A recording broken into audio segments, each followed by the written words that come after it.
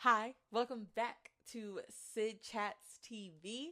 This is Sydney, and I make videos all about my favorite shows, movies, pop culture phenomenons, and yap about them.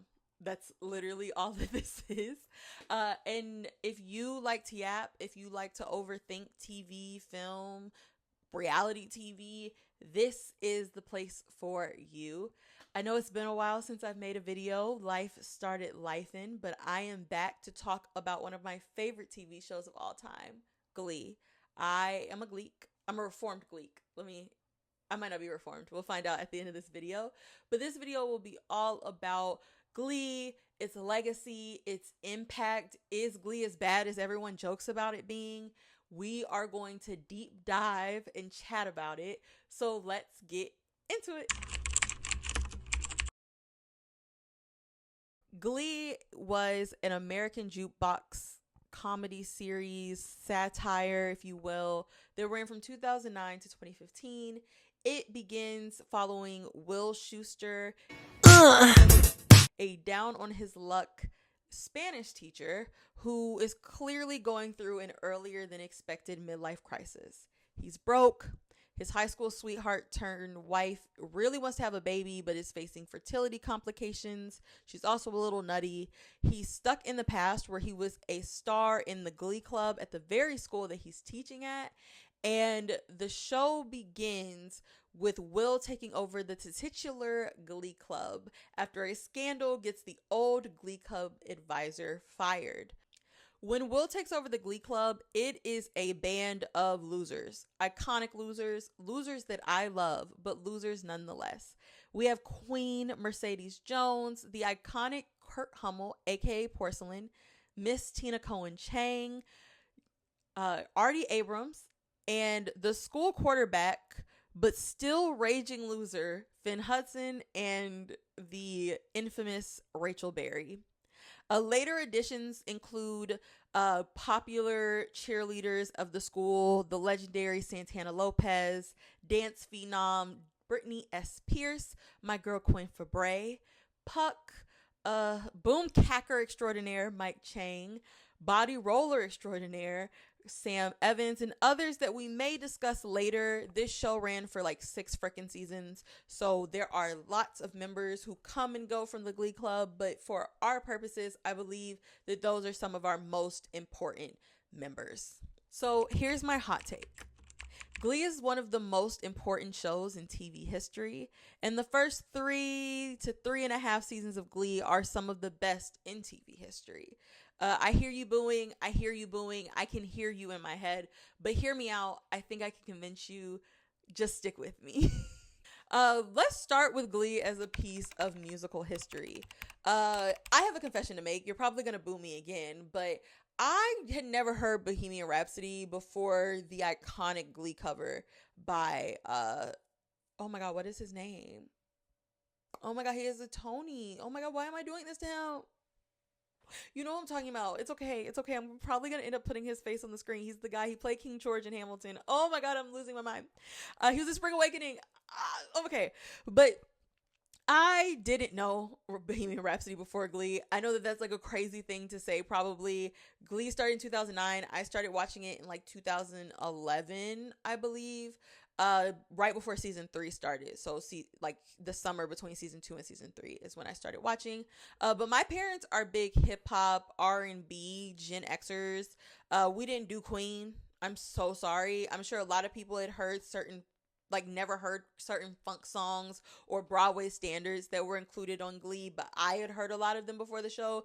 But everyone is not, exposed to every single genre of music, especially before like the ability to just pull up songs using like Spotify or Apple Music or Tidal or something like that.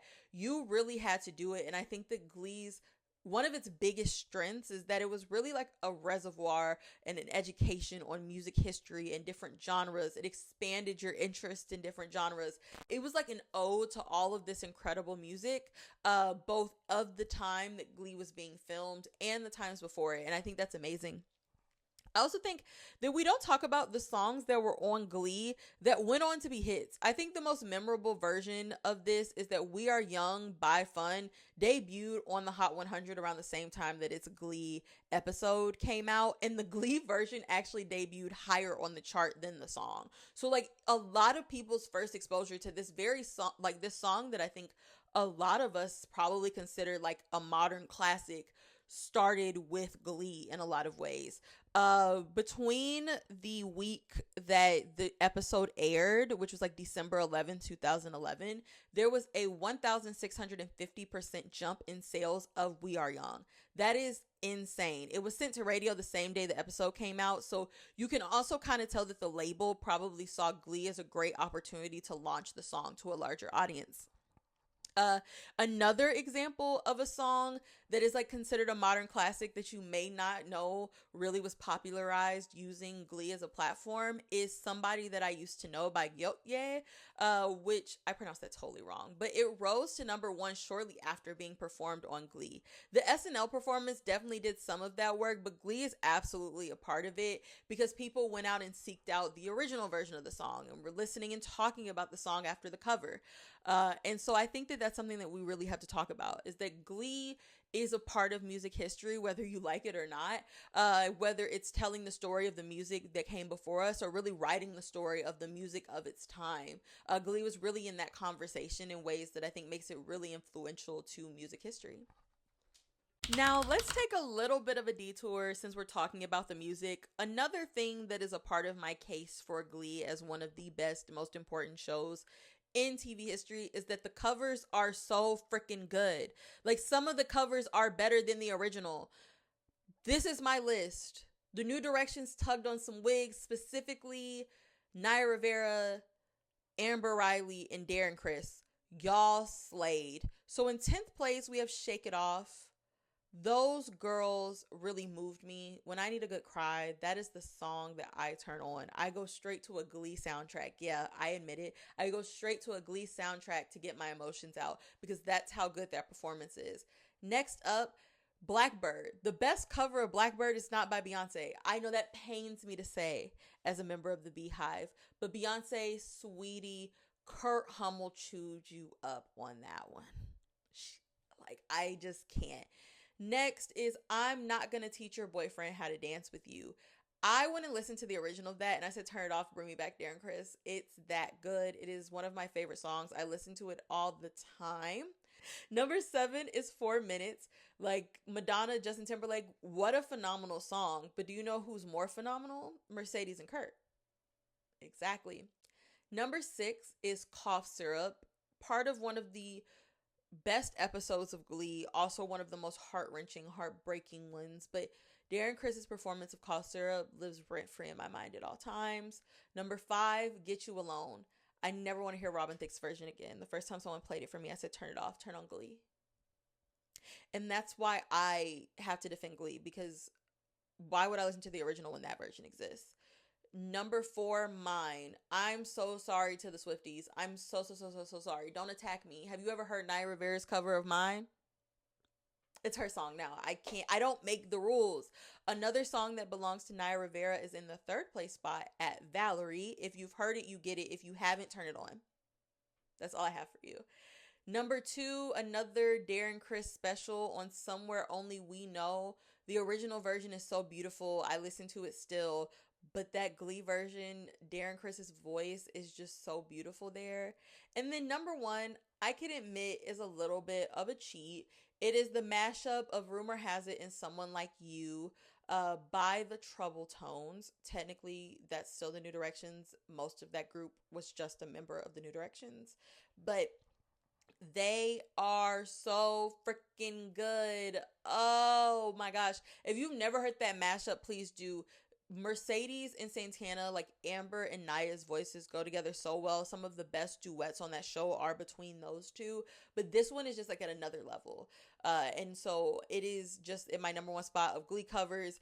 it honestly transcends both of those songs individually by mashing them up, which is why I put it in the number one spot of being better than the others. I don't think that, the part There's Rumor Has It might be better than that one, and the part that Someone Like You is better than that song individually, but together they are better than both of those. So I just have to give them their props. Another thing that makes Glee a show that I think is so important, so iconic, so good is its iconic, long-lasting characters.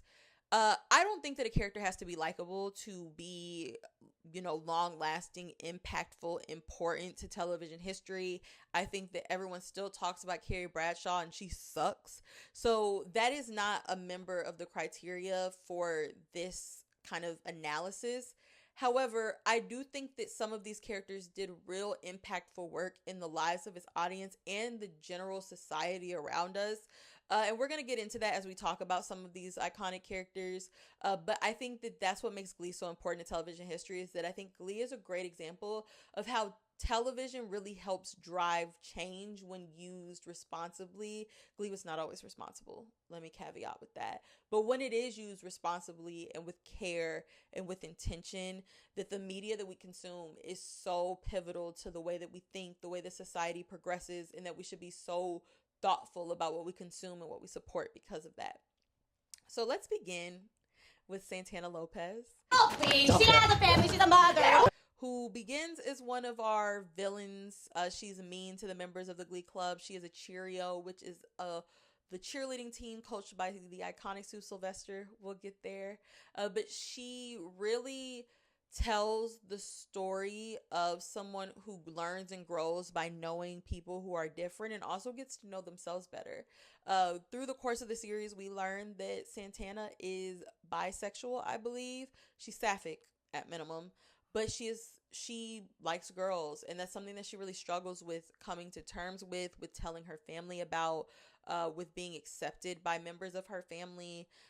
So Santana is like not only sapphic character representation for a generation, but she's also, I think, woman of color sapphic representation, which is something that we really don't see often. And while I think that there should be more sapphic representation across media, I think it's so important that we really had such a solid character.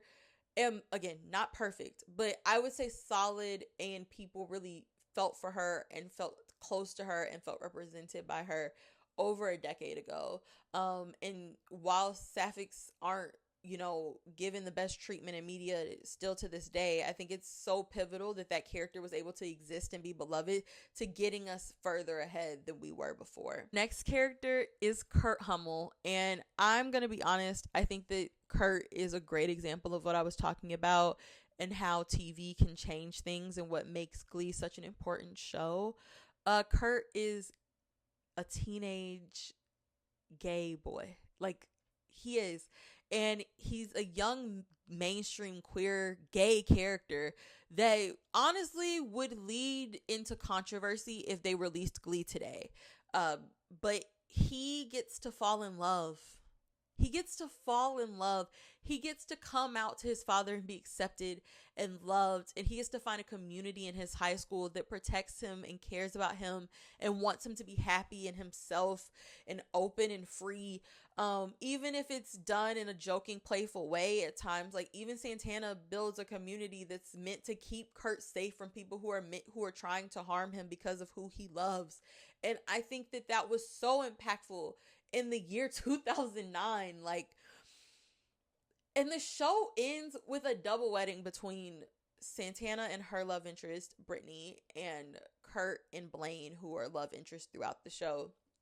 And I think that these two characters, and Kurt in particular, are so important in highlighting this cultural progression, because the show started in 2009 and ends in 2015.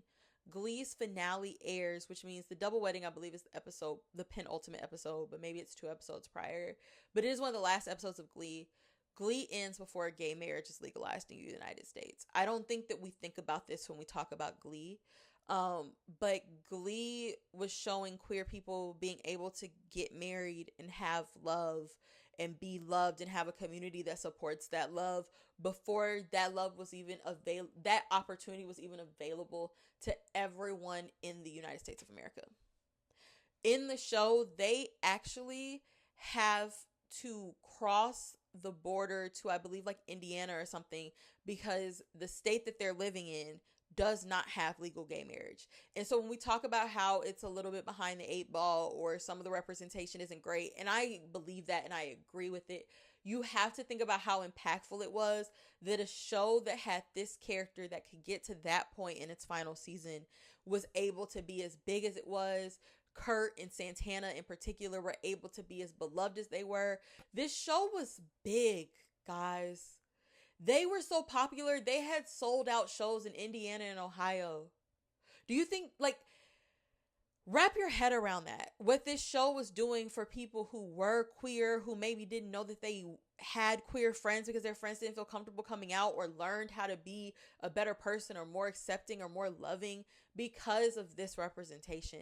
That is the impact of Glee. That is the legacy of Glee. Yes, we can talk about the music, we can talk about the fun, we can talk about what's cringe, whatever, but that is what Glee meant to so many people for the 6 years that it was on the air. And I think that it drove a lot of the progress that we saw in people's hearts. It didn't change policy. It didn't change the law, but that heart change or that open-mindedness or that feeling of comfort that it brought to its audience, that is what I think Glee's like lasting legacy is.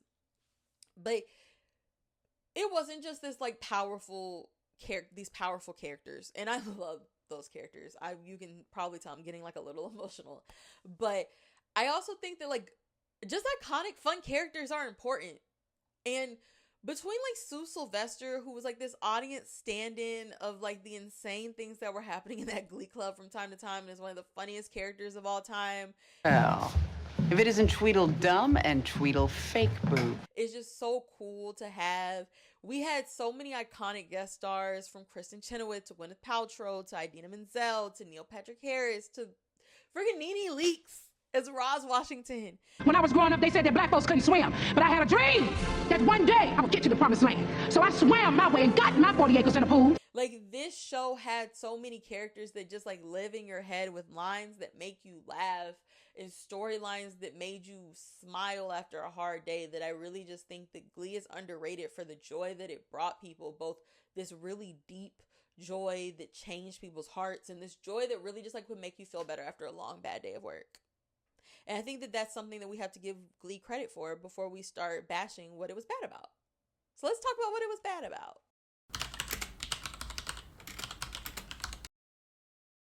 I think the first one is aging poorly. And I've addressed some of it with, we also have to take into context the time that the show was airing. But some of its handling of its characters of color are abysmal. Tina Cohen Chang is so interesting of a character, and they give her nothing to do. She is left to the side unless they want to mock her. There's also Matt from season 1. He is the only black man on the show, and then he is just written out in season 2 to never be mentioned again. He doesn't return until the very last episode to sing a final song with the Glee Club. And from that time, there's not another like main black character with true storylines until season 4 with Jake. He only lasts a season and a half before he is written out. Then we have the Mercedes experience, where not only do they try to gaslight us about her vocal abilities in order to prop up Rachel or her work ethic, they try to paint her as lazy when you really never see that behavior outside of when they're trying to sell me that storyline.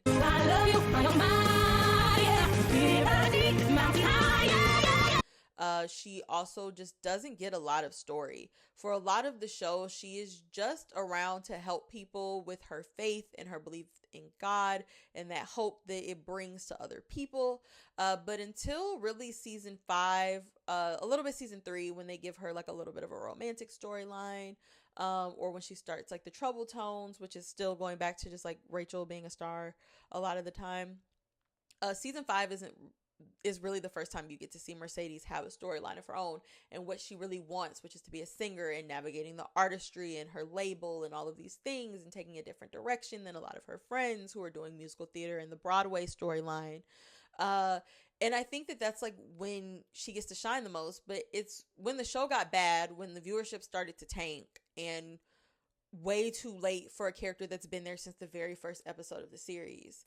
And her stereotypes in particular, she's just a great depiction of like what this issue is, because she's a hell to the no. She has a whole song where it's like, and it's like, I love Hell to the No. It's like a comedic moment, but it is a little cringe when you think about what Mercedes is given in terms of the text of the series. She does a tater tot protest because she just needs her tater tots, I guess. And then like she hates that people want her to take out her weave, which like no one ever asked you to do that. You don't have to sing about it, sister. You don't have to sing about it. I get it, but you don't have to sing about it. But speaking of singing, I also hear critiques about cringe covers, and I get it to an extent, but also it's camp. Turkey Lurkey Time, terrible. It's why I quit the show the first time I watched it. It's not good, but it is iconic. It is camp. It is funny. It is silly. It is goofy, which is what it is meant to be.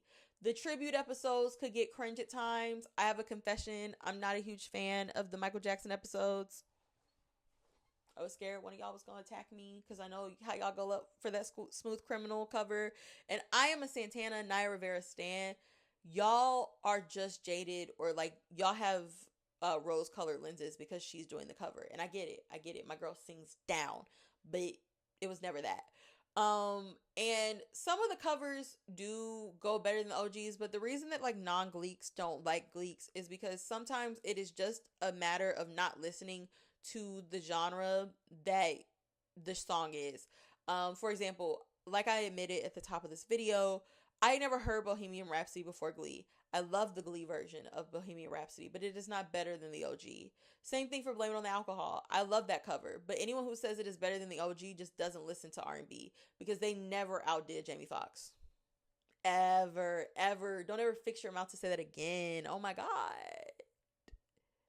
In the last valid criticism that I think y'all could just give Glee a little bit more grace on is the decline of the show. This show went on for 6 seasons. It got bad. I stopped watching it when it originally aired because I could not take it anymore. There was too much fan service. The writers' room just started doing whatever they thought the audience wanted to hear, or what the audience commented in forums that they wanted to see. But that's true of a lot of series. A lot of series just dive into fan service for different characters that people love. They don't give it enough plot to help it stand up on its own. And I could say that about mostly shows about like teenagers and young adults. But like All American, one of my favorite shows, Gossip Girl, Pretty Little Liars, Game of Thrones.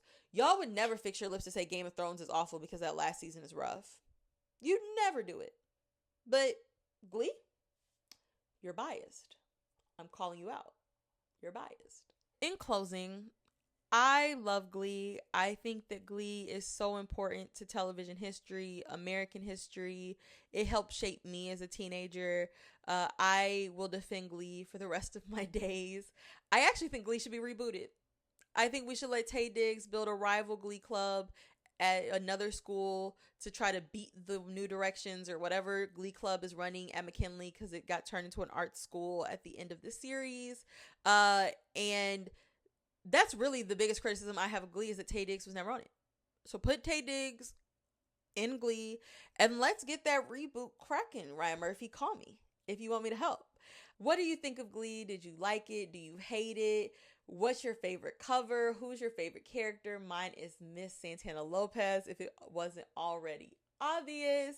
Let me know in the comments. Thank you so much for sticking through and watching this video. I am so sorry that I've been gone for so long, but I promise I have ideas and I want to come back to you.